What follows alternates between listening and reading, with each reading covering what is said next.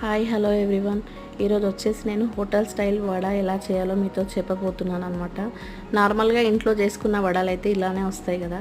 చిన్న టిప్ పాటిస్తే వడ అనేది మనం కూడా ఇంట్లోనే హోటల్ స్టైల్లో చేసుకోవచ్చు అనమాట.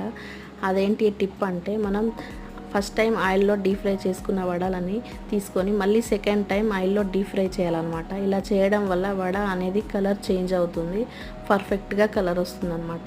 ఈ విషయం నాకు తెలియక స్టార్టింగ్లో అయితే చాలాసేపు ఆయిల్లో డీప్ ఫ్రై చేసేదాన్ని, కలర్ మాత్రం వచ్చేది కాదు.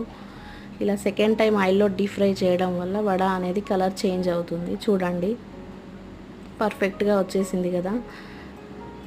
నెక్స్ట్ చూడండి, ఫస్ట్ టైం నేను ఆయిల్లో డీప్ ఫ్రై చేసిన వడ, ఇది వచ్చేసి సెకండ్ టైం ఆయిల్లో డీప్ ఫ్రై చేసిన వడ.